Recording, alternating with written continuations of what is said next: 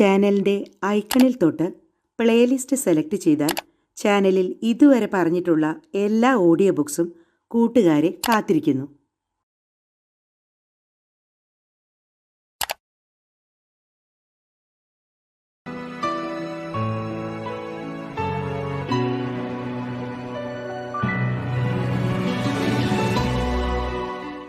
എല്ലാ കൂട്ടുകാർക്കും coffee time audio ബുക്കിലേക്ക് സ്വാഗതം.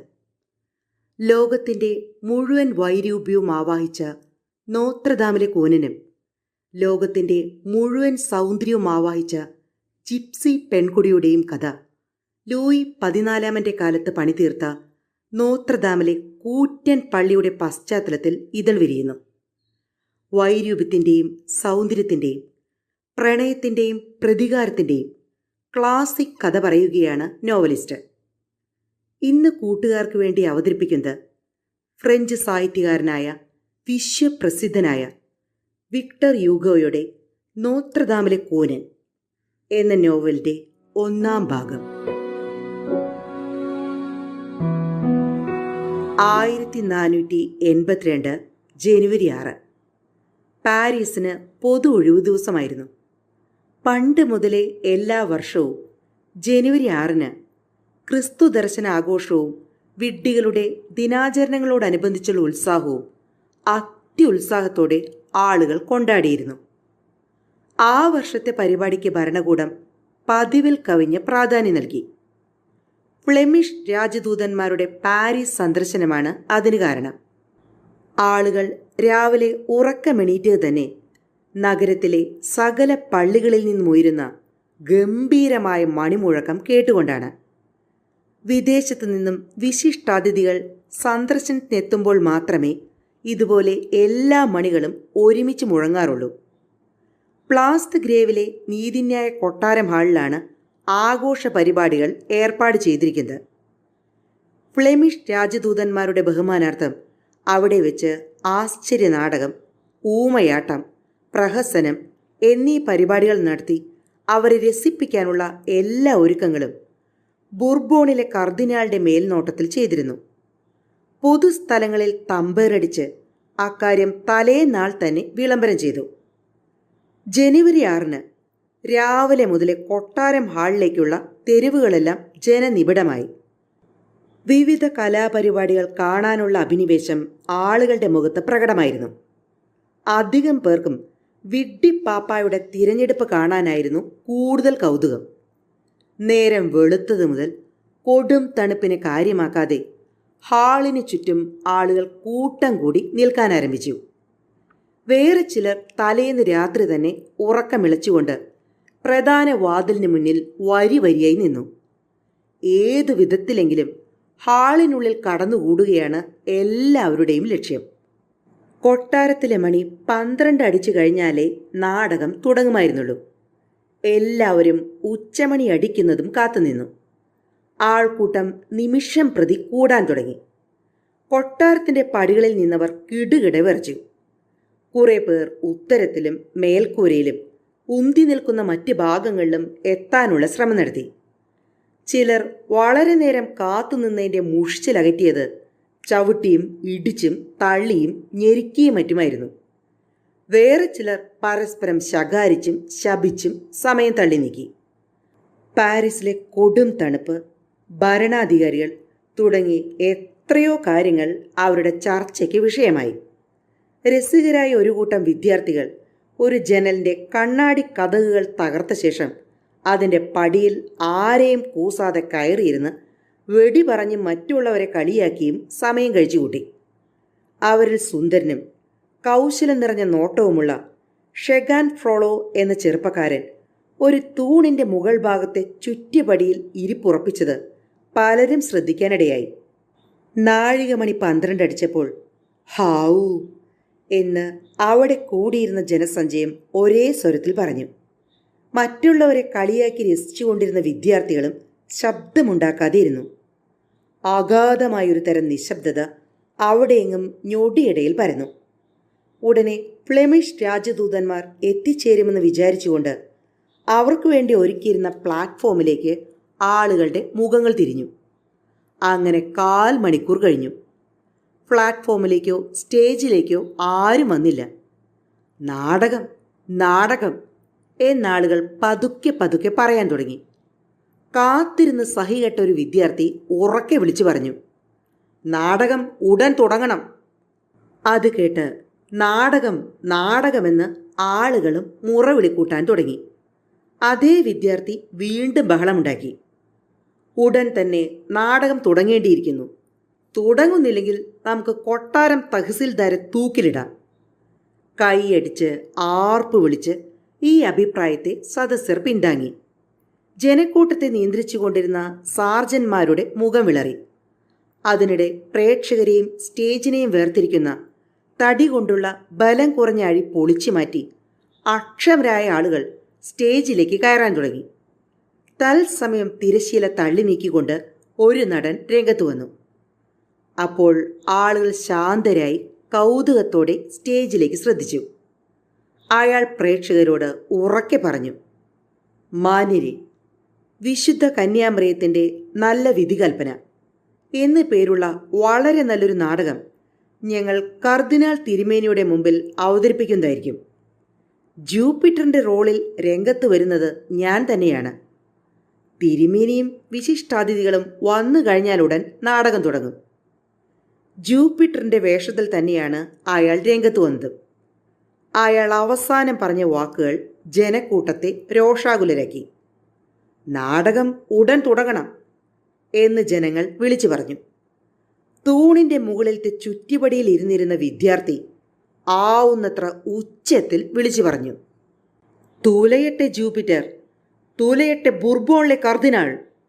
പരിങ്ങല്ലായ പാവം ജൂപ്പിറ്റർ പേടിച്ച് തൻ്റെ കയ്യിലിരുന്ന വജ്രായുധം താഴെയിട്ട് ശിരസിലണിഞ്ഞിരുന്ന ആകർഷകമായ തൊപ്പി ഊരിപ്പിടിച്ച് വിറയാർന്ന സ്വരത്തിൽ വിക്കി വിക്കി ഒരുവിധം ഇത്രയും പറഞ്ഞൊപ്പിച്ചു, കർദിനാൾ തിരുമേനി വരുന്നതിന് മുമ്പ് നാടകം തുടങ്ങുകയാണെങ്കിൽ അദ്ദേഹത്തോട് സമാധാനം ബോധിപ്പിക്കേണ്ടി വരും. നാടകം ഉടൻ തന്നെ തുടങ്ങിയില്ലെങ്കിൽ തന്നെ വെച്ച് പൊറിപ്പിക്കുകയില്ലെന്ന് അറിയാമായിരുന്ന ജൂപ്പിറ്റർ ആകെ വിരണ്ടു. എന്ത് ചെയ്യണമെന്നറിയാതെ കുഴഞ്ഞു. വിശിഷ്ടാതിഥികൾ എത്രയും വേഗം എത്തിച്ചേരാൻ അയാൾ പ്രാർത്ഥിച്ചു. അന്നേരം ചടച്ച് ഉയരം കൂടിയ ഒരു ചെറുപ്പക്കാരൻ ജൂപ്പിറ്ററിൻ്റെ അടുത്ത് ചെന്ന് അയാൾക്ക് മാത്രം കഷ്ടിച്ച് കേൾക്കത്തക്ക സ്വരത്തിൽ പറഞ്ഞു, നാടകം ഉടനെ തുടങ്ങണം. അധികാരികളോട് ഞാൻ സമാധാനം പറഞ്ഞുകൊള്ളാം. ജൂപ്പിറ്റർ വീണ്ടും ജനക്കൂട്ടത്തെ നോക്കി ഉച്ചത്തിൽ വിളിച്ചു പറഞ്ഞു, മാന്യ പൗരന്മാരെ, നാടകം ഉടനെ തുടങ്ങും. തൽക്ഷണം ഹാൾ കരഘോഷം കൊണ്ട് മുഖരിതമായി. കിളരം കൂടിയ മെലിഞ്ഞ ചെറുപ്പക്കാരൻ ഒരു ചെറു പുഞ്ചിരിയോടെ സ്റ്റേജിൽ നിന്ന് പിൻവാങ്ങുകയും പ്രേക്ഷകരുടെ കൂട്ടത്തിൽ ചെന്ന് ഒരു തൂണിൽ ചാരി അലസമായി നിൽക്കുകയും ചെയ്തു. ആ സമയത്ത് ഒരു യുവതി അവതരിപ്പിക്കാൻ പോകുന്ന നാടകത്തെപ്പറ്റി യുവാവിനോട് അഭിപ്രായം ആരാഞ്ഞു. യുവാവിൻ്റെ മുഖം തുടുത്തു. സ്വരത്തിൽ ഗാംഭീര്യം കലർത്തിക്കൊണ്ട് ചെറുപ്പക്കാരൻ പറഞ്ഞു, ഇത് ഞാൻ എഴുതിയ നാടകമാണ്. ഇതിനു മുമ്പ് രംഗത്ത് അവതരിപ്പിക്കാനുള്ള അവസരമുണ്ടായില്ല. പിയർ ഗ്രിൻഷാർ എന്നാണ് എൻ്റെ പേര്. നാടകം ഉടനെ തുടങ്ങുമെന്ന് പറഞ്ഞിട്ടും തുടങ്ങാത്തത് കണ്ട് ആളുകൾ അക്ഷമരായി. സ്റ്റേജിൻ്റെ ഒരറ്റത്ത് നിന്നിരുന്ന ഒരു നടനെ നോക്കി ആരെ വിളിച്ചു പറഞ്ഞു, എടോ ജൂപ്പിറ്ററെ, താൻ വായും പൊളിച്ച് എന്തിനാണ് ഇങ്ങനെ നിൽക്കുന്നത്? താൻ തൻ്റെ പരിപാടി തുടങ്ങുന്നുണ്ടോ? ഇല്ലെങ്കിൽ ഞങ്ങളുടെ പരിപാടി തുടങ്ങാൻ പോവുകയാണ്. പൊടുന്നനെ വാദ്യസംഗീതോപകരണങ്ങളിൽ നിന്നും മധുരനാദം പുറപ്പെട്ടു. ഒരൽപ്പം കഴിഞ്ഞ് അണിഞ്ഞൊരുങ്ങിയ 4 നടന്മാർ രംഗത്ത് വന്നു. അവർ എന്തോ പറയുന്നുണ്ടായിരുന്നു. അവർ എന്ത് പറയുന്നു എന്നതിൽ ആളുകൾക്ക് താല്പര്യമില്ലായിരുന്നു. ബഹളം കാരണം ആർക്കുമൊന്നും വ്യക്തമായി കേൾക്കാനും കഴിഞ്ഞില്ല. നടന്മാരുടെ നിറപ്പകിട്ടാർന്ന വേഷത്തിലാണ് ജനശ്രദ്ധ പതിഞ്ഞത്. അന്നേരം കീറിപ്പറഞ്ഞ വേഷത്തിൽ ഒരു തെണ്ടി ഒരു കൈവരിയിൽ കയറി നിന്നുകൊണ്ട് വലത്തെ കൈയിലെ വൃത്തികെട്ട വ്രണത്തിലേക്ക് ആളുകളുടെ ശ്രദ്ധ തിരിച്ചുവിട്ടു. യാചകൻ വ്രണമുള്ള കയ്യിൽ പിടിച്ചിരുന്ന മുഷിഞ്ഞ തൊപ്പി നീട്ടി കണ്ണ് പകുതി അടച്ച് ധർമ്മം തരണേ എന്ന് യാചിച്ചപ്പോൾ ഷെഹാൻ ഫ്രോളോ ഒരു നാണയത്തൊട്ട് എറിഞ്ഞുകൊടുത്തു. അത് തൊപ്പിക്കുള്ളിൽ തന്നെ വീഴുകയും ചെയ്തു. കാണികളുടെ ശ്രദ്ധ അരങ്ങത്തു നിന്നും യാചകന്റെ നേർക്ക് തിരിഞ്ഞതിനാൽ ഗ്രിൻഷ്വാറിന് കഠിനമായ നീരസവും അമർഷവും വിഷമവും തോന്നി. ബഹളം കാരണം അല്പനേരം നടന്മാർ പകച്ചു നിന്നപ്പോൾ ഗ്രിൻഷ്വാർ അവരോട് കയർത്തു. നാടകം തുടങ്ങിക്കൊള്ളൂ, നിർത്തിവെക്കാൻ ആര് പറഞ്ഞു? ഈ അവസരത്തിൽ പ്രദർശന ഹാളിലെ പ്രധാന കവാടം തുറന്ന് ദ്വാരപാലകൻ ഉച്ചത്തിൽ വിളിച്ചു പറഞ്ഞു, ബൂർബോണിലെ കർദിനാൾ തിരുമേനി ഇതാ എഴുന്നള്ളുന്നു. കർദിനാൾ ഹാളിനുള്ളിലേക്ക് കടന്നു വന്നു. പിന്നാലെ വിശിഷ്ടാതിഥികളുമുണ്ട്. ആളുകൾ പുരോഹിതന്മാരുടെയും വിശിഷ്ടാതിഥികളുടെയും നേർക്ക് വിരൽ ചൂണ്ടി അവരുടെ പേരുകൾ ഉറക്കെ വിളിച്ചു പറയാൻ തുടങ്ങി. ജനുവരി 6 വിഡ്ഢികളുടെ ദിനമായി ആചരിക്കപ്പെടുന്നതിനാൽ അന്നേ ദിവസം ഏവർക്കും എന്ത് കോമാളിത്തവും കാണിക്കുന്നതിനും അപമര്യാദയായി പെരുമാറുന്നതിനും ഏത് വിഡ്ഢിത്തം വിളമ്പുന്നതിനും അനുവാദമുണ്ട്. തോന്നുന്നതെന്തും വിളിച്ചു പറയാം. അന്ന് ഒരു ദിവസത്തേക്ക് മാത്രം അങ്ങനെ ചെയ്യുന്നവർ കുറ്റവാളികളായി കണക്കാക്കപ്പെടില്ല, ശിക്ഷ ലഭിക്കുകയുമില്ല. ഫ്ലെമിഷ് രാജദൂതന്മാരുടെ തൊട്ടു പിന്നിൽ തുകലുടുപ്പ് ധരിച്ച നല്ല ഉയരമുള്ള ഒരാൾ നടന്നു പോകുന്നത് പലരും ശ്രദ്ധിക്കാനിടയായി. ദ്വാരപാലകൻ അയാളെ തടഞ്ഞു നിർത്തിയപ്പോൾ ചെറുത്തുകൊണ്ട് അയാൾ ഉറക്കെ പറഞ്ഞു, ഞാനും പ്രതിനിധി സംഘത്തിലെ ഒരു അംഗമാണ്. അയാൾ കാവൽക്കാരനെ തള്ളി മാറ്റിക്കൊണ്ട് മുന്നോട്ടു പോകാൻ തുടങ്ങിയപ്പോൾ ആ മനുഷ്യനെ ആളുകൾക്ക് ശ്രദ്ധിക്കാതിരിക്കാൻ കഴിഞ്ഞില്ല.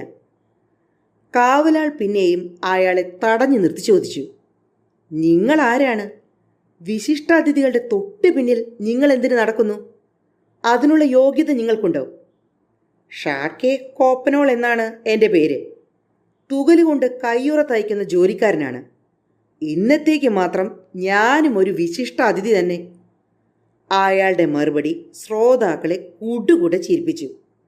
അവർ കരഘോഷമുഴക്കി അയാളെ അഭിനന്ദിക്കുകയും ചെയ്തു. ഒരു സാധാരണ തൊഴിലാളി പ്രഭുക്കളോടൊപ്പം ഞെളിഞ്ഞു നടക്കുന്ന കാഴ്ച സാധാരണക്കാർക്ക് രസവും ആവേശവും പകർന്നു. വിഡ്ഢികളുടെ ദിനം കൊണ്ടാടുകയും വിഡ്ഢികളുടെ പാപ്പായെ തെരഞ്ഞെടുക്കുകയും ചെയ്യുന്ന അന്ന് ആർക്കും എന്തുമാകാമല്ലോ. ഇതെല്ലാം കണ്ടുകൊണ്ടിരുന്ന നാടകകൃത്ത് ആലോചിച്ചു. അല്പം മുമ്പ് നാടകം തുടങ്ങാൻ വൈകിയതുകൊണ്ട് ഭാരവാഹികളെ തൂക്കിലേറ്റാൻ ആവശ്യപ്പെട്ട അതേ ആളുകൾ തന്നെ ഇപ്പോൾ നാടകത്തെ പാടെ മറന്നിരിക്കുന്നു. ഷാക്കെ കോപ്പനോൾ ആൾക്കൂട്ടത്തെ നോക്കി അത്യുച്ചത്തിൽ വിളിച്ചു പറഞ്ഞു, ബഹുമാന്യരെ, നിങ്ങളെപ്പോലെ ഞാനും ഇവിടെ വന്നത് വിഡ്ഢി പാപ്പായെ തിരഞ്ഞെടുക്കുന്ന രംഗം കാണാൻ വേണ്ടിയാണ്. അതിനുവേണ്ടി നാം ഉത്സാഹിച്ച് വളരെ നേരെ കാത്തിരുന്നു. ഇനി വൈകാൻ പാടില്ല. വിഡ്ഢി പാപ്പായെ നമുക്ക് ഉടനെ തന്നെ തിരഞ്ഞെടുക്കാം.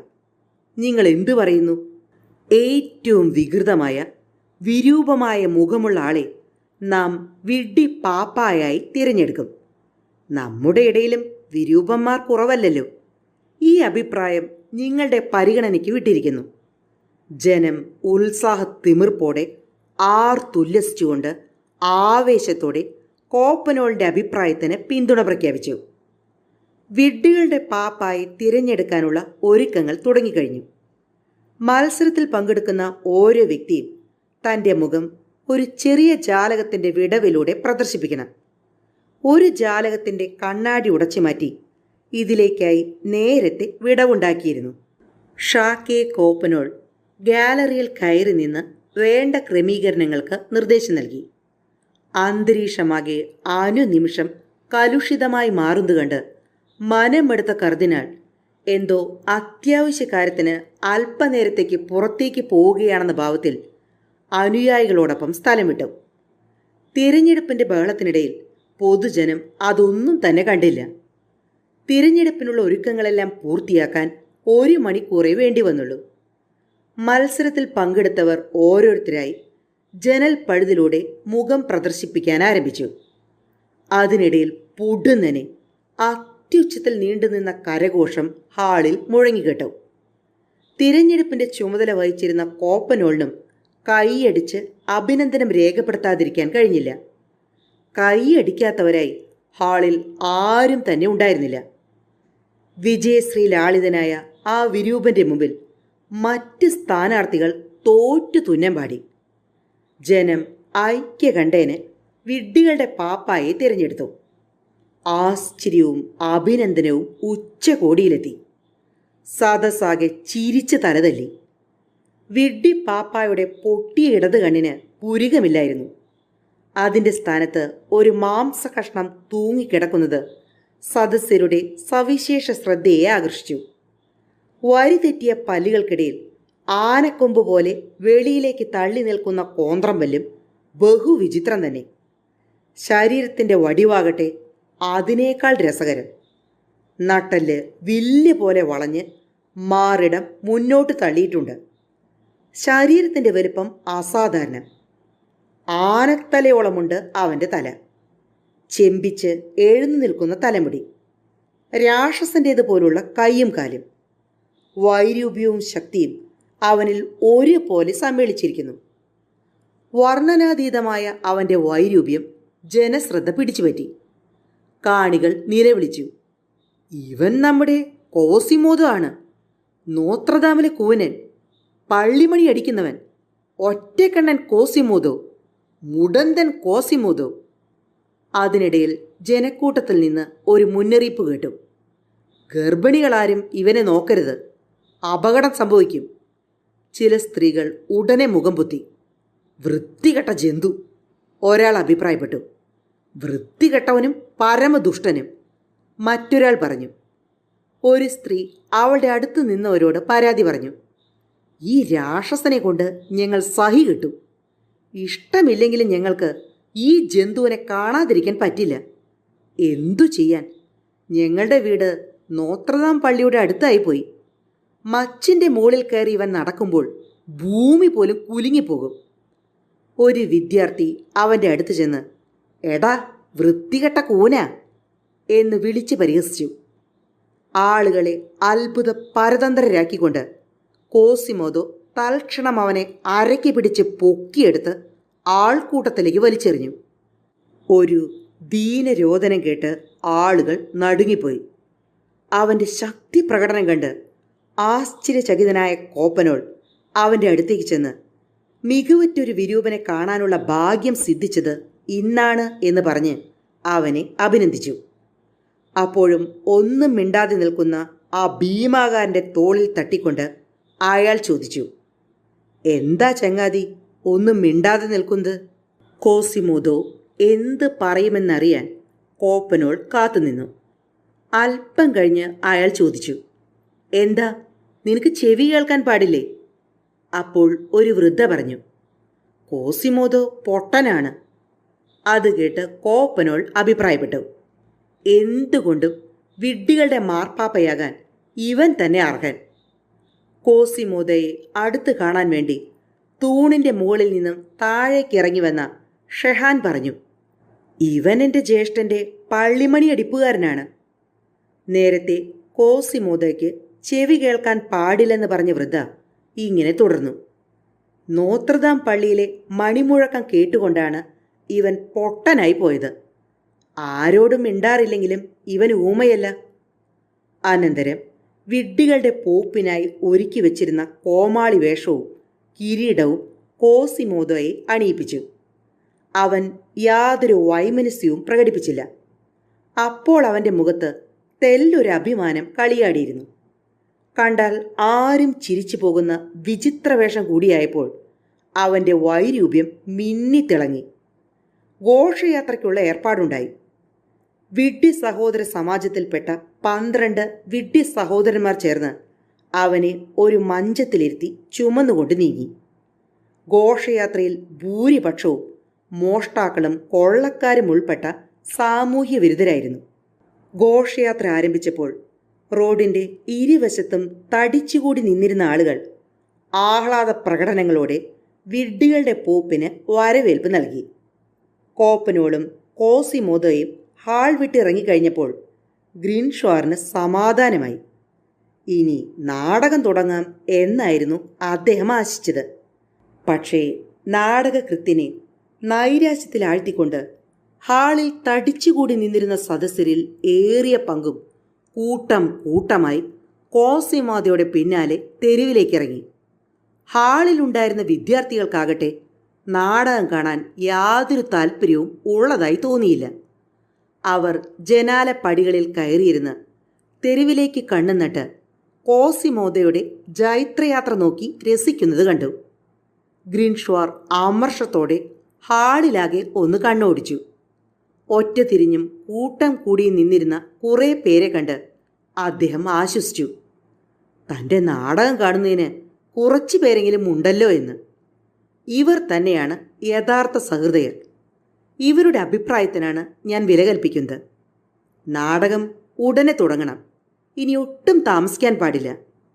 ഇങ്ങനെ പലതും ആലോചിച്ചു കൊണ്ടിരിക്കുന്നതിനിടയിൽ ജനാലപ്പടിയിൽ ഇരിപ്പുറപ്പിച്ചിരുന്ന ഏതാനും വിദ്യാർത്ഥികൾ ഉറക്കെ വിളിച്ചു പറഞ്ഞു, ലാ എസ് മറാൾദ, ലാ എസ് മറാൾദ. ഹാളിന് പുറത്ത് കരഘോഷം മുഴങ്ങിക്കേട്ടു. അതോടൊപ്പം തന്നെ ഹാളിനുള്ളിലാകെ ബഹളവുമായി. ഇടിമുഴക്കത്തിൻ്റെ അകമ്പടിയോടെ അരങ്ങത്ത് വരേണ്ട ജൂപ്പിറ്റർ പോലും ഹാളിൽ അലഞ്ഞു തിരിഞ്ഞ് നടക്കുന്നത് കണ്ട് ഗ്രിൻഷ്വാർ നടനോട് കയർത്തു. നിങ്ങൾ എന്തിനിവിടെ നിൽക്കുന്നു? കയറു സ്റ്റേജിലേക്ക്. എന്താ നാടകം തുടങ്ങാത്തത്? ജൂപ്പിറ്ററിൻ്റെ വേഷത്തിൽ നിന്നിരുന്ന നടൻ വിലപിച്ചു. സ്റ്റേജിലേക്ക് കയറാനുള്ള ഗോവണിപ്പടി വിദ്യാർത്ഥികൾ എടുത്തുകൊണ്ട് പോയി കളഞ്ഞു. അവർ അതിൽ കയറി നിന്ന് എസ്മറാൾദയെ നോക്കി രസിക്കുകയാണ്. ഗ്രിൻഷ്വാർ സ്വയം പറഞ്ഞു, പാരീസിലെ ആളുകൾ ഒരു വകയ്ക്കും കൊള്ളാത്തവരാണ്. നാടകം കാണാനെന്നും പറഞ്ഞ് തള്ളിക്കയറി വന്നു. എന്നാൽ അവരുടെ താല്പര്യം കർദിനാളിലും കോപ്പനോളിലും കോസിമോദയിലും മറ്റുമാണ്. ഇപ്പോൾ ഇതാ ഒരു പുതിയ മാരണം കൂടി വന്നിരിക്കുന്നു, ലാ എസ് മൊറാൾദ. പിയർ ഗ്രിൻഷ്വാർ നീതിന്യായ കൊട്ടാരം ഹാളിൽ നിന്നും പുറത്തേക്കിറങ്ങിയപ്പോൾ നല്ല ഇരുട്ടായിരുന്നു. അന്ന് രാത്രി അദ്ദേഹം തൻ്റെ താമസ സ്ഥലത്തേക്ക് പോകാൻ മടിച്ചു. വാടക കുടിശ്ശികയായിരുന്നു കാരണം. കൊടും തണുപ്പത്ത് താൻ എവിടെ തങ്ങുമെന്ന ചിന്ത അദ്ദേഹത്തെ അലട്ടി. പെട്ടെന്ന് അദ്ദേഹം ഓർത്തു, തനിക്ക് പരിചയമുള്ള ഒരു പാർലമെൻറ്റ് അംഗത്തിൻ്റെ വീട്ടുപടിക്കൽ കുതിരയെ തളയ്ക്കാനുള്ള ഒരു കല്ല് കിടപ്പുണ്ട്. അത് തന്നെയാണ് ഒരു തെണ്ടിക്കോ കവിക്കോ യോജിച്ച തലയണ. പിന്നെ മടിച്ചു നിന്നില്ല. അദ്ദേഹം പാർലമെൻറ്റ് അംഗത്തിൻ്റെ ഭവനം ലാക്കാക്കി നടന്നു. ഒരു വലിയ ആരവം കേട്ട് അദ്ദേഹം തിരിഞ്ഞു നോക്കി. വിഡ്ഢികളുടെ പാപ്പായെ എഴുന്നള്ളിച്ചു കൊണ്ട് പോകുന്നത് കണ്ടപ്പോൾ അദ്ദേഹത്തിൻ്റെ രക്തം തിളച്ചു. അമർഷത്തോടെ അദ്ദേഹം പ്ലാസ് ദ ഗ്രേവ് ലക്ഷ്യമാക്കി നടന്നു. ഒരു നാൽക്കവലയ്ക്ക് സമീപം എത്തിയപ്പോൾ കുറേ പേർ അവിടെ വട്ടമിട്ടിരിക്കുന്നത് ശ്രദ്ധിച്ചു. തീക്കൂനയ്ക്ക് ചുറ്റുമിരുന്ന് തീ കായുകയായിരിക്കുമെന്ന് അദ്ദേഹം കരുതി. തനിക്കും ശരീരമൊന്ന് ചൂട് പിടിപ്പിക്കാമല്ലോ എന്ന് വിചാരിച്ചുകൊണ്ട് അദ്ദേഹവും അങ്ങോട്ടടുത്തു. ആൾക്കൂട്ടത്തിനടുത്ത് എത്തിയപ്പോഴാണ് നൃത്തം ചെയ്യുന്ന ഒരു യുവസുന്ദരിയാണ് അവരുടെ ആകർഷണ കേന്ദ്രമെന്ന് മനസ്സിലായത്. കണ്ണഞ്ചിക്കുന്ന ആ കാഴ്ച അദ്ദേഹത്തെയും ആകർഷിച്ചു കഴിഞ്ഞു. അവൾ ഒരു വനദേവതയോ അതോ ഒരു മനുഷ്യബാലികയോ എന്ന് ഗ്രിൻഷ്വാറിന് ആദ്യം നിർണയിക്കാൻ കഴിഞ്ഞില്ല. അത്രയ്ക്ക് സുന്ദരിയായിരുന്നു അവൾ. നിലത്ത് വിരിച്ചിരുന്ന ഒരു പരവതാനിയിലാണ് അവൾ നൃത്തം ചെയ്തുകൊണ്ടിരുന്നത്.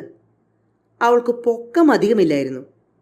അതിമനോഹരമായ വടിവുള്ള കൊഴുത്ത കൈകൾ കൊണ്ട് തലയ്ക്ക് മുകളിൽ പൊക്കി പിടിച്ചിരുന്ന തപ്പ് അവൾ കൊട്ടിക്കൊണ്ടിരുന്നു. അതിവേഗത്തിൽ വട്ടം ചുറ്റി നൃത്തം ചെയ്തുകൊണ്ടിരുന്ന അവളുടെ നഗ്നമായ ചുമലുകളിലും ഇടയ്ക്കിടയ്ക്ക് മേലങ്കി ഇളകുമ്പോൾ കാണാനിടയായ കടഞ്ഞെടുത്തതുപോലുള്ള കാൽവണ്ണകളിലും ഗ്രിൻഷ്വാറിൻ്റെ ദൃഷ്ടി പതിഞ്ഞു. നൃത്തം ചെയ്യുന്നതിനിടയിൽ അവളുടെ കെട്ടിവെച്ചിരുന്ന മുടിക്കെട്ട് അഴിയുകയും ഒരു പിച്ചള കഷ്ണം നിലത്ത് വീഴുകയും ചെയ്തു. അദ്ദേഹത്തിൻ്റെ മതിഭ്രമം അതോടെ തീർന്നു. താൻ ഇതുവരെയും കണ്ടുകൊണ്ടിരുന്നത് ഒരു അമാനുഷികയെ ആയിരുന്നില്ലെന്ന് ബോധ്യമായി. അവളൊരു ജിപ്സിയാണെന്ന് അദ്ദേഹത്തിന് മനസ്സിലാക്കാൻ കഴിഞ്ഞു. കാണികൾക്ക് ഹരം പകർന്നുകൊണ്ട് അവൾ നൃത്തം തുടർന്നു. കുറച്ചു കഴിഞ്ഞ് എല്ലാവരെയും ആനന്ദസാഗരത്തിൽ ആറാടിച്ച് നൃത്തം മതിയാക്കിയിട്ട് അവൾ ചില അഭ്യാസങ്ങൾ കാണിക്കാൻ ആരംഭിച്ചു. അവൾ നിലത്ത് കിടന്ന 2 വാളുകളെടുത്തു. അവയുടെ മുന നെറ്റിക്കൂനി നിർത്തിക്കൊണ്ട് അവൾ ഒരു വശത്തേക്ക് തിരിഞ്ഞപ്പോൾ അവ മറുവശത്തേക്ക് തിരിയുന്ന അഭ്യാസം കാണിച്ചു. അത് കണ്ട് ആളുകൾ അത്ഭുത സ്തബ്ധരായി. പ്രകടനം തീർന്നയുടൻ ഉത്സാഹഭരിതരായ കാണികൾ നീണ്ടുനിന്ന കരഘോഷം മുഴക്കി അവളെ അഭിനന്ദിക്കാൻ തുടങ്ങി. അല്പം കഴിഞ്ഞ് ആ ബൊഹീമിയൻ സുന്ദരി ജാലി എന്ന് വിളിച്ചു. അവളുടെ സ്വരം കേട്ട മാത്രയിൽ നല്ല വെളുത്ത മനോഹരമായ ഒരു കൊച്ചു കോലാട് ചാടി എഴുന്നേറ്റു. അതൊരു മൂലയ്ക്ക് വിരിച്ചിട്ടിരുന്ന പരവതാനിയിൽ ചടഞ്ഞിരുന്ന് നൃത്തം കണ്ടുകൊണ്ടിരിക്കുകയായിരുന്നു. അത് അവളുടെ അടുത്തേക്ക് ചെന്നു. അതിൻ്റെ കൊമ്പിലും കൊളമ്പിലും സ്വർണ്ണ നിറമുള്ള ചായം പൂശിയിരുന്നു. ബൊഹീമിയൻ യുവതി ആട്ടിൻകുട്ടിയോട് ചോദിച്ചു, ജാലി, ഈ മാസം ഏതാണെന്ന് പറയൂ. അത് തൻ്റെ ഒരു കാല് പൊക്കി 6 തവണ നിലത്ത് കിടന്ന തപ്പിൽ കൊട്ടി. അവൾ ഒരു ചോദ്യം കൂടി ചോദിച്ചു, ജാലി, ഇപ്പോൾ മണി എത്രയായി?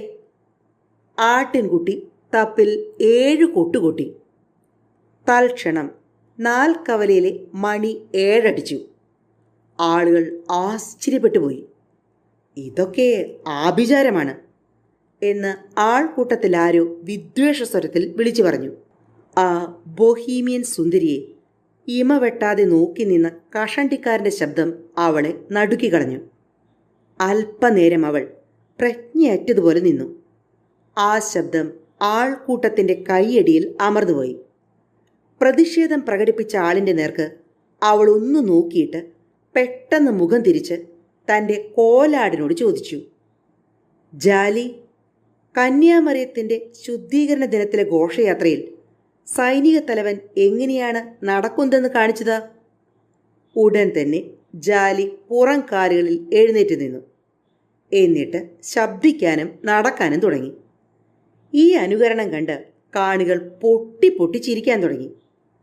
ആഹ്ലാദ പ്രകടനങ്ങൾക്കിടയിൽ അവൾ തുടർന്നു, ജാലി, സർക്കാർ വക്കീൽ ഷാ കെ ഷോർമോളു വൈദിക കോടതിയിൽ പ്രസംഗിക്കുന്നത് എങ്ങനെയാണെന്ന് കാണിച്ചു തരാമോ? ഉടൻ തന്നെ ആട് പൃഷ്ഠം നിലത്തുറപ്പിച്ചുകൊണ്ട് ശബ്ദിച്ചു. അതോടൊപ്പം മുൻകാലുകൾ വിചിത്രമായി ചലിപ്പിക്കാനും തുടങ്ങി. ഇവൾ അവിശ്വാസിയാണ്. ഇവൾ നമ്മുടെ മതത്തെ അധിക്ഷേപിക്കുന്നു, കഷണ്ടിക്കാരൻ ഉച്ചത്തിൽ വിളിച്ചു പറഞ്ഞു. അവൾ വീണ്ടും ആ മനുഷ്യനെ ശ്രദ്ധിച്ചു. അത് അയാൾ തന്നെ എന്ന് മനസ്സിൽ പറഞ്ഞുകൊണ്ട് പുച്ഛത്തോടെ നോക്കിയിട്ട് അവൾ തൻ്റെ കയ്യിലിരുന്ന തപ്പ് ആളുകളുടെ നേരെ നീട്ടിപ്പിടിച്ചു. തപ്പിൽ ചെമ്പ് നാണയങ്ങളും വെള്ളി നാണയങ്ങളും ധാരാളം വീഴാൻ തുടങ്ങി. അവൾ ഗ്രിൻഷോറിൻ്റെ അടുത്ത് ചെന്നു. അദ്ദേഹം കീശയിൽ തപ്പുന്നത് കണ്ട് അവൾ നിന്നു. അദ്ദേഹത്തിൻ്റെ കീശ ശൂന്യമായതിനാൽ അദ്ദേഹം ദുഃഖിതനായി. ഒട്ടും പ്രതീക്ഷിക്കാത്തൊരു സംഭവം അദ്ദേഹത്തിൻ്റെ മാനം രക്ഷിച്ചു. പെട്ടെന്ന് ആ സ്ഥലത്തെ ഏറ്റവും ഇരുണ്ട മൂലയിൽ നിന്ന് പ്രതികാര കലുഷിതമായ ഒരു പരിപരുത്ത ശബ്ദം മുഴങ്ങിക്കേട്ടു. ഈജിപ്തുകാരി, നീ ഇപ്പോഴും ഈ സ്ഥലത്തുണ്ടോ? ആ ചോദ്യം ജിപ്സിയെ പേടിപ്പിച്ചു കളഞ്ഞു. അത് മനസ്സിലാക്കിയ കുട്ടികൾ പറഞ്ഞു, അത് റോളണ്ടിൻ്റെ ബംഗ്ലാവിലെ ഭ്രാന്തിയാണ്. അവൾക്ക് കഴിക്കാൻ അത്താഴമൊന്നും കിട്ടിയിട്ടില്ലായിരിക്കും. അന്നേരം ജിപ്സിക്കുണ്ടായ അമ്പരപ്പിനിടയിൽ പിയർ ഗ്രീൻഷ്വാർ സ്ഥലമിട്ടു. അത്താഴത്തിൻ്റെ കാര്യം കുട്ടികൾ പറഞ്ഞപ്പോഴാണ് താൻ അത്താഴം കഴിച്ചില്ല എന്ന് അദ്ദേഹം ഓർത്തത്. പലതും ആലോചിച്ചുകൊണ്ട് നിന്നു. ആവശ്യങ്ങൾ പലതും ഞെരുക്കുന്നുണ്ടായിരുന്നു. പ്ലാസ് ദ ഗ്രേവിൽ എത്തിച്ചേർന്നപ്പോൾ അദ്ദേഹം വലിയൊരു ആരവം കേട്ട് മനോരാജ്യത്തിൽ നിന്നുണർന്നു. ആ സമയത്ത് വിഡ്ഢികളുടെ പാപ്പായി എഴുന്നള്ളിച്ചുകൊണ്ടുള്ള ഘോഷയാത്ര പ്രധാന വീതികളെല്ലാം കടന്ന് തീപ്പന്തങ്ങളോടും ആർപ്പുവിളികളോടും കൂടി പ്ലാസ് ദ ഗ്രേവിൽ പ്രവേശിച്ചു കഴിഞ്ഞിരുന്നു. നീതിന്യായ കൊട്ടാരം ഹാളിൽ നിന്നും പുറപ്പെട്ട ഈ ഘോഷയാത്രയിൽ മാർഗമധ്യേ പാരീസിലെ സാമൂഹ്യ വിരുദ്ധരെല്ലാം കൂടിയിരുന്നു. പരിഹാസ്യമായ ഈ ഘോഷയാത്രയുടെ ഏറ്റവും മുന്നിൽ കുതിരപ്പുറത്ത് ഈജിപ്തിലെ ഡ്യൂക്ക് സഞ്ചരിച്ചു. അദ്ദേഹത്തിൻ്റെ പ്രഭുക്കന്മാരാകട്ടെ കാൽനടയായി കടിഞ്ഞാണം പിടിച്ചുകൊണ്ട് അകമ്പടി സേവിച്ചു. ഡ്യൂക്കും പ്രഭുക്കന്മാരും സാധാരണക്കാരും എല്ലാം ധരിച്ചിരുന്നത് കീറിപ്പറിഞ്ഞ് മുഷിഞ്ഞ വേഷം തന്നെ. ഡ്യൂക്കിന് പിന്നിൽ ഫ്രാൻസിലെ കള്ളന്മാരുടെയും കൊള്ളക്കാരുടെയും നിരകൾ നീങ്ങി. തൊട്ട് പിറകെ ഗലീലി സാമ്രാജ്യക്കാരായിരുന്നു.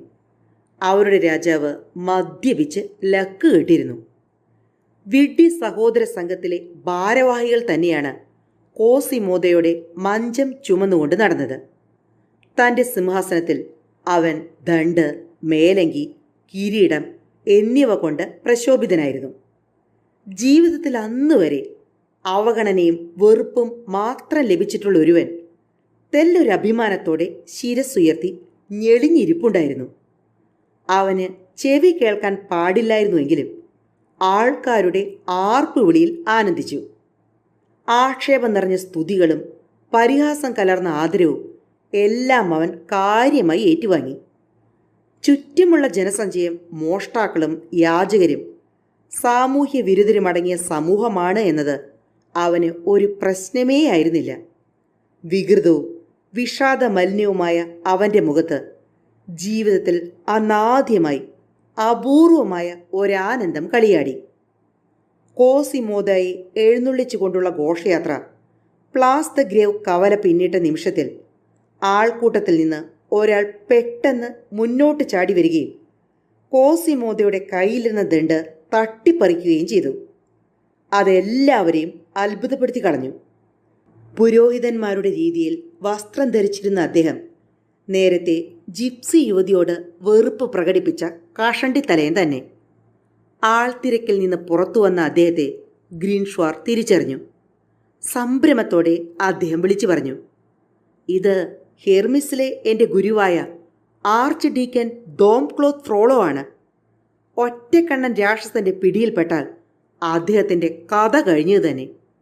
അവൻ ഇദ്ദേഹത്തെ പച്ചയ്ക്ക് തിന്നുകളയും."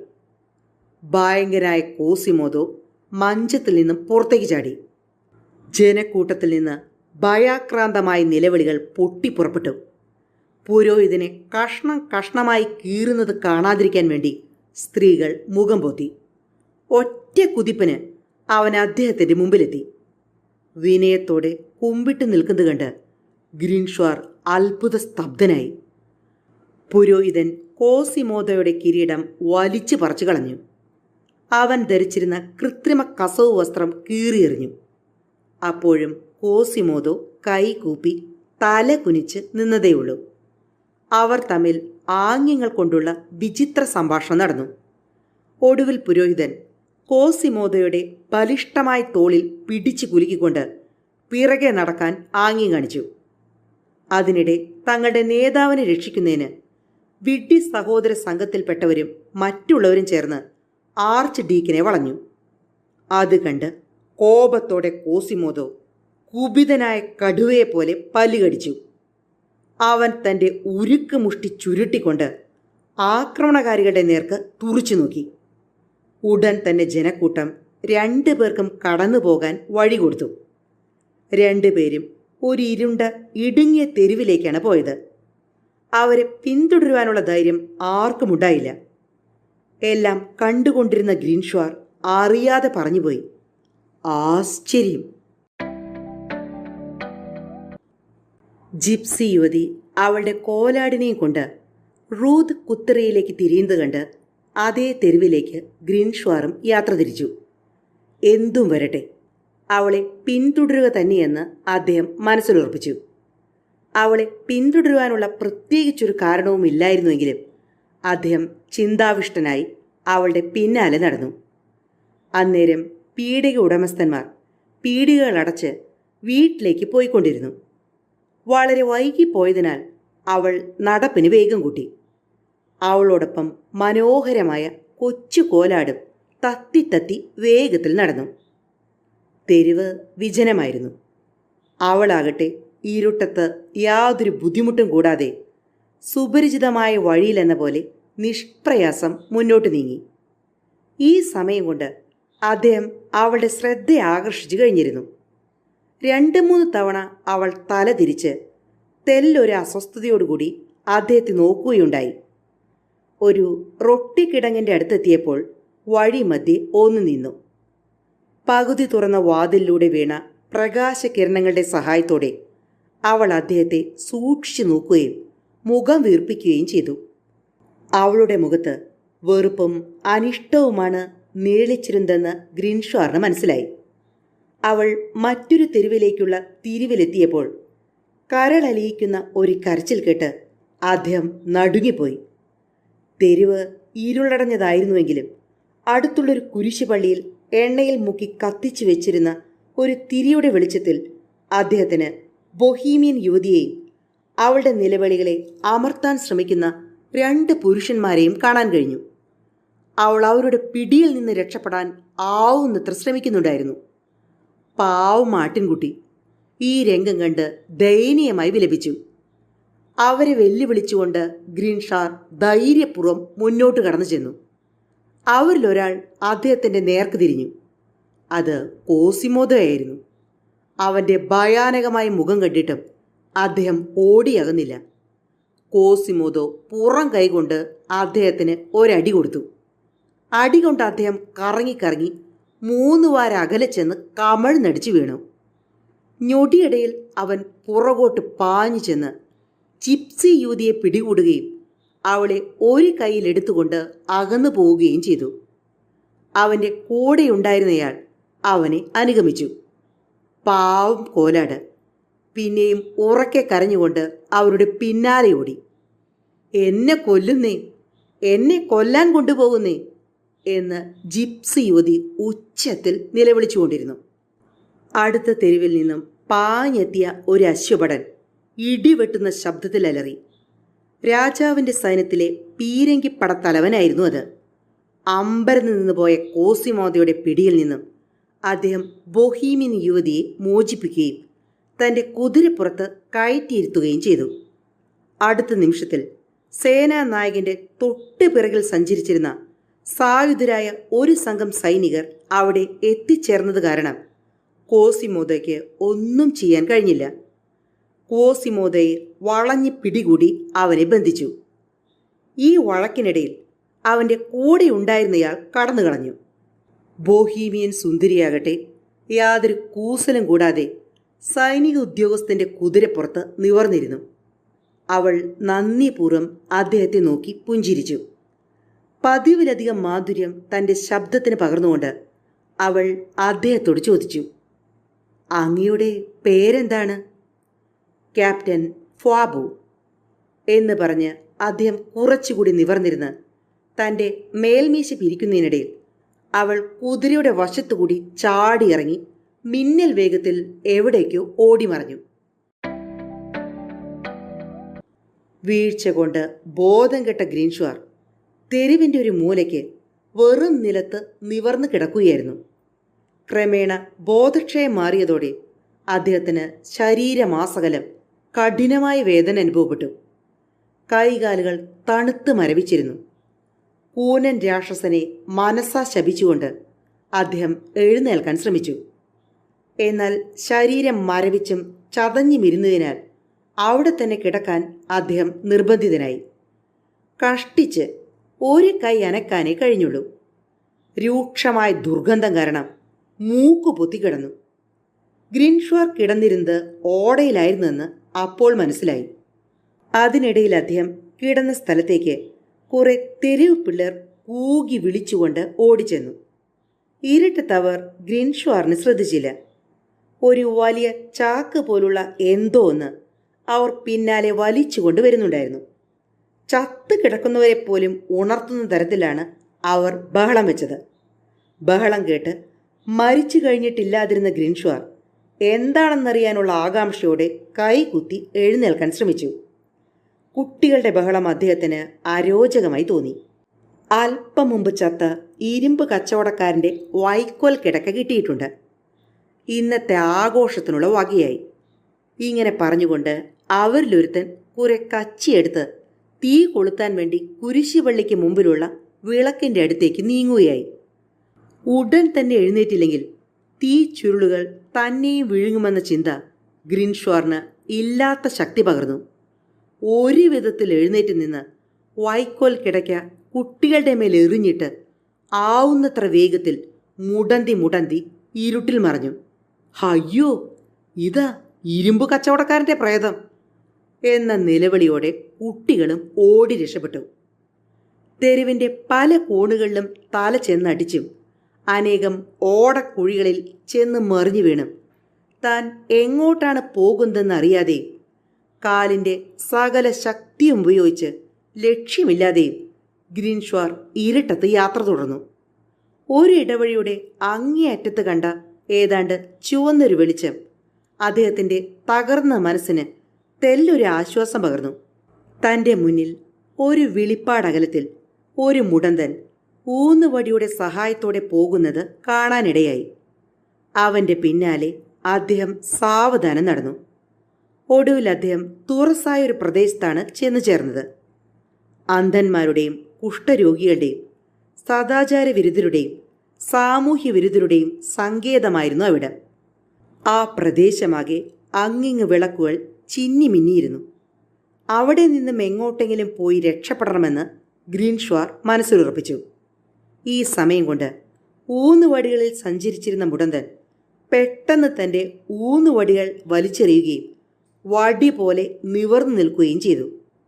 അവൻ തൻ്റെ കയ്യിലുണ്ടായിരുന്ന ഇരുമ്പ് പിഞ്ഞാണം ഗ്രീൻഷ്വാറിൻ്റെ തലയിൽ തൊപ്പി പോലെ കമഴ്ത്തി വെച്ചു.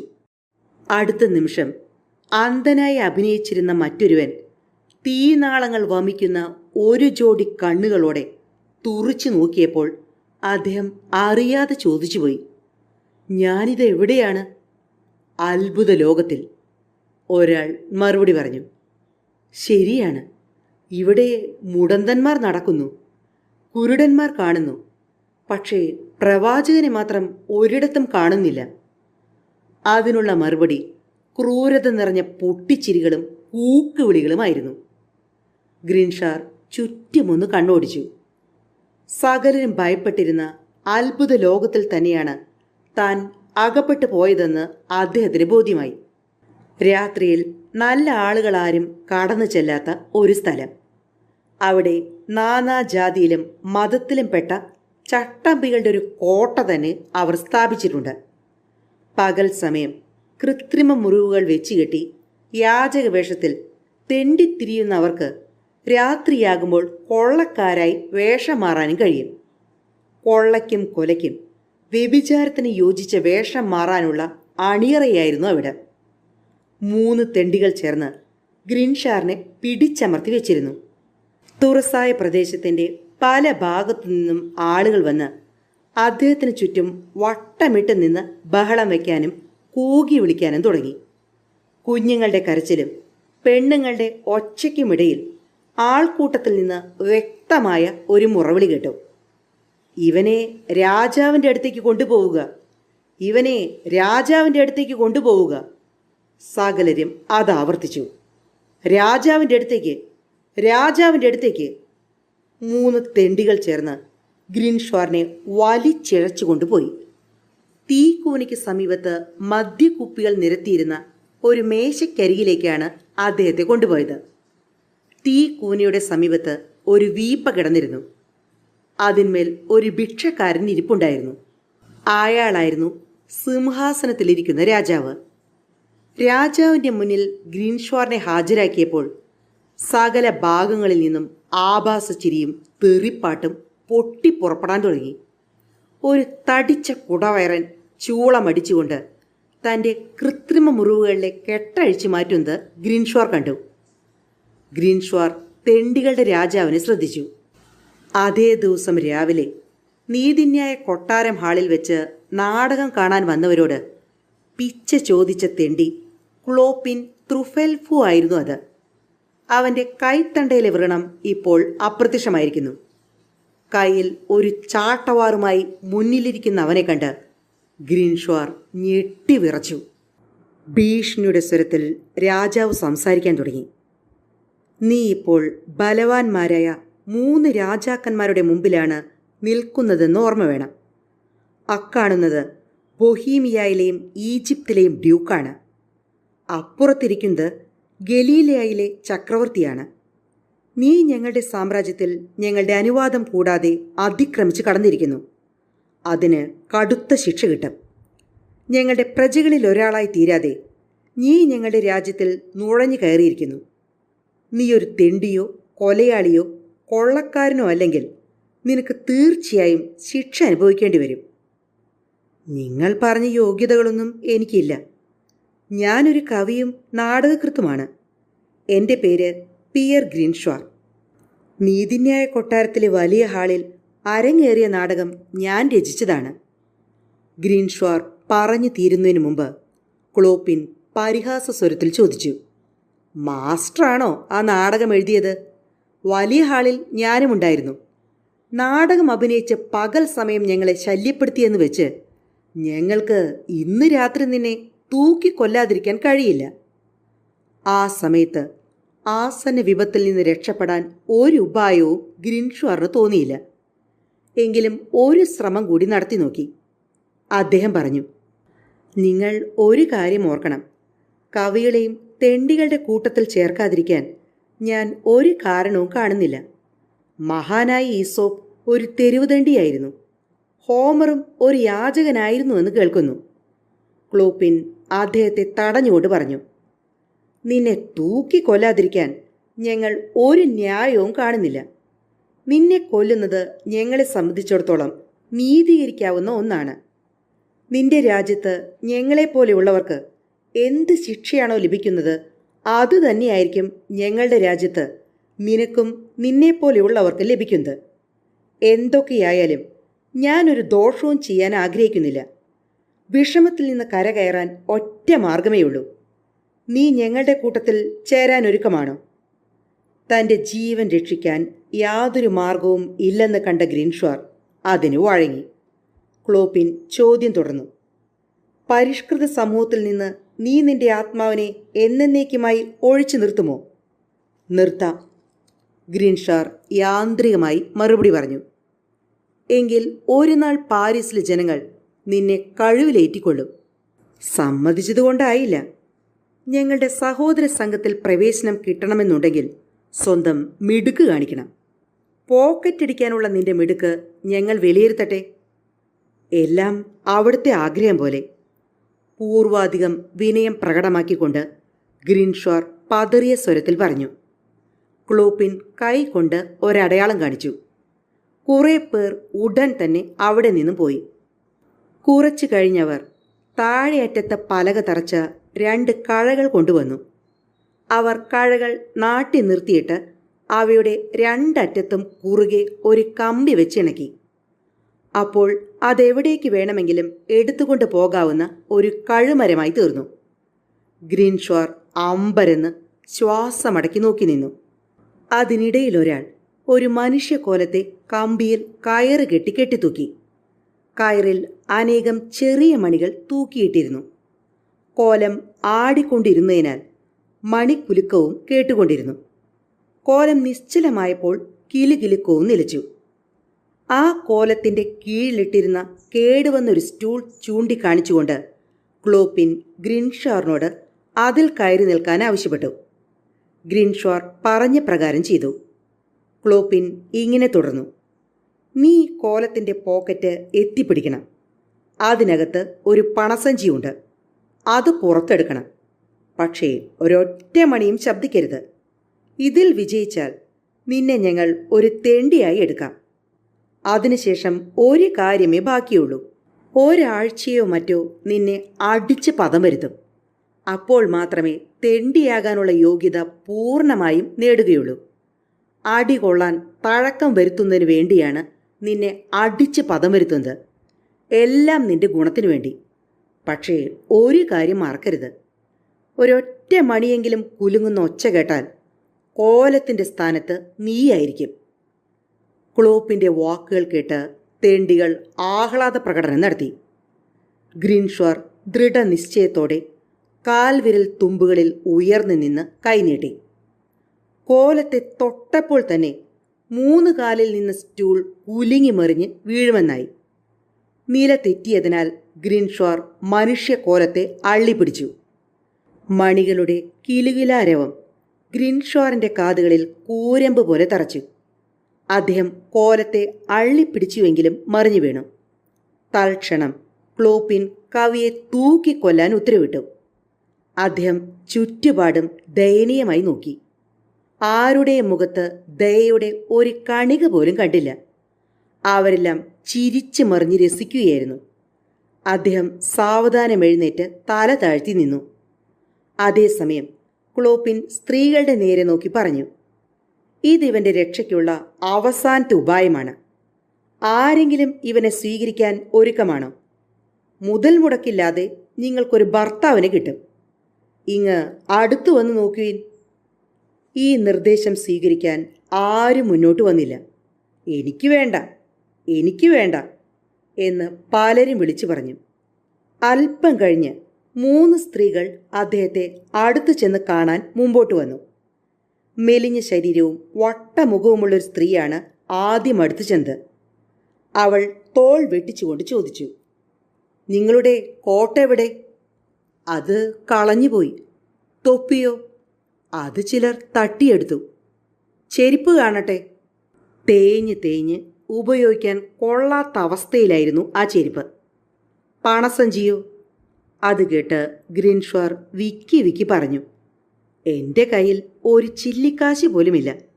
എങ്കിൽ നിങ്ങളെ കഴിവിലേറ്റുക തന്നെ വേണം. രണ്ടാമതായി, മുഖത്ത് ചുളിവുകൾ വീണ ഭീകരമായ വണ്ണമുള്ള വിരൂപയായ പ്രായം ചെന്നൊരു സ്ത്രീ ഗ്രിൻഷ്വാറിൻ്റെ സമീപത്ത് ചെന്ന് പറഞ്ഞു, ഊതിയാൽ പറക്കുന്ന ഇവനെ ആർക്ക് വേണം? മൂന്നാമത്, സാമാന്യം സൗന്ദര്യമുള്ള ഒരു സ്ത്രീ അദ്ദേഹത്തിൻ്റെ അടുത്ത് ചെന്ന് സഹതാപത്തോടെ നോക്കിയിട്ട് പറഞ്ഞു, എനിക്കും വേണ്ട. ക്ലോപ്പിൻ തൽക്ഷണം വീപ്പയുടെ മുകളിൽ കയറി നിന്ന് ഗ്രിൻഷ്വാറിനെ നോക്കി പറഞ്ഞു, നീ ഒരു ഭാഗ്യദോഷിയാണ്. ക്ലോപ്പിൻ്റെ വാക്കുകൾ അവസാനിച്ച ഉടൻ തന്നെ ലായസ് മറാൽദ, ലായസ് മറാൽദ എന്ന വിളികൾ കൊണ്ട് അന്തരീക്ഷം മുഖരിതമായി. ഗ്രിൻഷ്വാർ പേടിച്ച് വിറച്ച് ആരവം പുറപ്പെട്ട ഭാഗത്തേക്ക് തിരിഞ്ഞു നോക്കി. കണ്ണഞ്ചിക്കുന്ന ഒരു തേജോമയ രൂപത്തിന് ആളുകൾ ആദരവോടെ വഴിമാറി കൊടുക്കുന്നത് അദ്ദേഹം ശ്രദ്ധിച്ചു. താൻ അനുധാവനം ചെയ്ത ജിപ്സി സുന്ദരി തന്നെയാണ് അവളെന്ന് അദ്ദേഹത്തിന് മനസ്സിലായി. ആശ്ചര്യഭരിതനായി അദ്ദേഹം പിറുപിറുത്തു, ലായസ് മറാൽദ. അവളുടെ പൊടുന്നനെയുള്ള വരവും അന്തരീക്ഷത്തെ ആകെ മാറ്റിമറിച്ചു. അല്പം മുമ്പ് മൃഗീയത കളിയാടിയിരുന്ന എണ്ണമറ്റ മുഖങ്ങളിൽ പെട്ടെന്ന് മൃദുല വികാരങ്ങൾ കളിയാടിയതുപോലെ ഗ്രിൻഷ്വാറിന് തോന്നി. അവൾ സാവധാനം നടന്ന് അടുത്തു ചെന്ന് കുറേ നേരം ഒന്നും മിണ്ടാതെ അദ്ദേഹത്തെ നോക്കി നിന്നു. എന്നിട്ടവൾ ഗൗരവത്തോടെ ക്ലോപ്പിനോട് ചോദിച്ചു, ഈ മനുഷ്യനെ തൂക്കിക്കൊല്ലാൻ പോവുകയാണോ? അതേ സഹോദരി, നീ ഇവനെ ഭർത്താവായി സ്വീകരിക്കുമെങ്കിൽ. ക്ലോപ്പിൻ്റെ വാക്കുകൾ അവസാനിക്കുന്നതിനു മുമ്പ് അവൾ ദൃഢസ്വരത്തിൽ പറഞ്ഞു, ഞാൻ ഇദ്ദേഹത്തെ സ്വീകരിച്ചിരിക്കുന്നു. ഫ്രഞ്ച് ക്ലാസിക് കൃതിയായ നോത്രദാമിലെ കൂനൻ എന്ന നോവലിൻ്റെ 1-ാം ഭാഗം എല്ലാ കൂട്ടുകാർക്കും ഇഷ്ടമായി എന്നു തന്നെ കരുതുന്നു. അടുത്ത തവണ ഞാൻ എത്തും വരെ എല്ലാ കൂട്ടുകാർക്കും നന്ദി, നമസ്കാരം.